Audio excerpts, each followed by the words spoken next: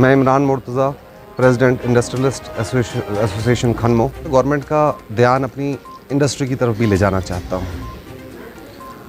हमारी इंडस्ट्री जो कश्मीर की इंडस्ट्री है, मैन्युफैक्चरिंग बेस्ड इंडस्ट्री ही मेन इंडस्ट्री है जो कश्मीर में है। किसी ज़माने में टूरिज़म भी हुआ करता था बैकबोन कश्मीर का, लेकिन अभी टूरिज़म इतना ज़्यादा फ्लक्चुएट हो रहा है हर साल कि हमारा शिफ्ट जो है टूरिज़म से मैन्युफैक्चरिंग की तरफ आ गया है। आप दुनिया के किसी भी कंट्री में देखिए, बैकबोन किसी भी कंट्री की एक इंडस्ट्री ही होती है, चाहे वो टूरिज़म इंडस्ट्री हो, चाहे वो सर्विस इंडस्ट्री हो या किसी भी और तरह की इंडस्ट्री। हमारी जो इंडस्ट्री कश्मीर में है वो बहुत बुरी तरह से हिट हुई है। दुनिया के लिए ये सेकेंड वेव है, लेकिन हमारे लिए continuously in a row third wave है। हम 2019 से हमारी जो इंडस्ट्रीज़ हैं, कारखाने हमारे हैं, बंद पड़े हुए हैं। जो एक इंडस्ट्री होती है, इसका एक इकॉनमी में, हमारी सोसाइटी में बहुत बड़ा रोल है।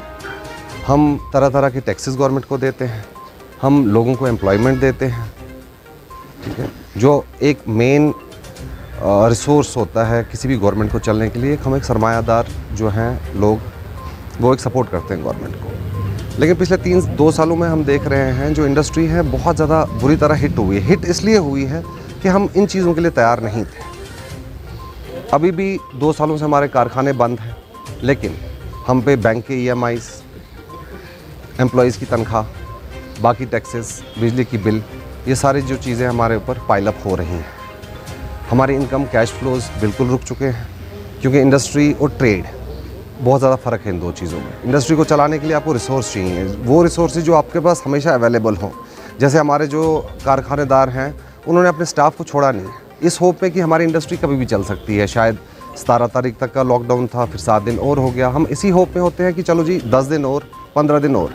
ये 10 दिन और 15 दिन करते करते हमारे 2 साल निकल चुके हैं। 2 साल की तनख्वाहें हमें देनी पड़ रही हैं अपने मुलाजमों को, बैंक के इंटरेस्ट, बैंक की EMIs देने पड़ रहे हैं। किसी भी फैक्ट्री के लिए पॉसिबल नहीं है, किसी भी इंडस्ट्री के लिए पॉसिबल नहीं है कि विदाउट कैश फ्लोज वो 2 से 3 साल तक सस्टेन कर पाए। जो गवर्नमेंट ने हैंड होल्डिंग की है वेव 1 में, जो कोरोना वेव 1 में हमारी हैंड होल्डिंग हुई थी, वो 20% आपको लोन और दिया गया था। वो लोन इसलिए हमें दिया गया था कि जो हमारे ऊपर ऑलरेडी ब्रांड था लोन्स का, जो हम दे नहीं पा रहे थे, चुकता नहीं कर पा रहे थे, उसको सपोर्ट करने के लिए हमें और 20% दिया गया, जो आज की डेट में हमें काफ़ी नहीं लग रहा है। जो फंड्स हमारे एग्जॉस्ट हो चुके हैं। ये वक्त मुझे लगता है ऐसा पैंडेमिक रोज़ रोज़ किसी कौम पे नहीं आता, किसी भी कंट्री में दुनिया में नहीं आता है। इंडिया की अगर बात करें तो हम जिस वेव से अभी हिट हुए हैं, ये 100 साल के बाद आया हुआ है। जो लास्ट तारीखों में बयान है, that was Spanish flu pandemic, 1918 से 1920 तक रहा था। अभी हमारा वैसा ही कुछ सीन चल रहा है। We are bleeding, the business is bleeding. हमारा पैच वर्क से काम नहीं चल पाएगा।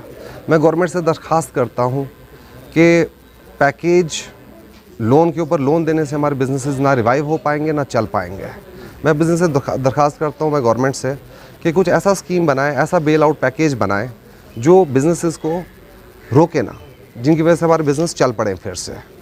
जो हालात हमारे अभी बनते नज़र आ रहे हैं, मुझे नहीं लगता है कि अगर हमें और 20% का लोन दिया जाए या लोन को बचाने के लिए हमें लोन दिया जाए, हम ज़्यादा देर तक सस्टेन कर पाएंगे। वैसी सिचुएशन में मुझे लगता है हमारा जो NPA अकाउंट होना, फैक्ट्रीज़ का बंद होना, जो कि तय है अभी आज की डेट में, वो डेफर हो सकता है, हम उसको टाल नहीं सकते हैं। तो मेरी दरख्वास्त है LG साहब से कि हमें ध्यान देना चाहिए एक ऐसे पैकेज पे, एक ऐसी हैंड होल्डिंग पे जो बिजनेसेस को, जो हमारी कश्मीर की इंडस्ट्री है, कश्मीर की इकॉनमी की बैकबोन बने, ताकि हम और ज़्यादा लोगों को एम्प्लॉयमेंट दे पाएँ, और ज़्यादा हम अपना रेवेन्यू जमा करके गवर्नमेंट के ख़जानों में भरें।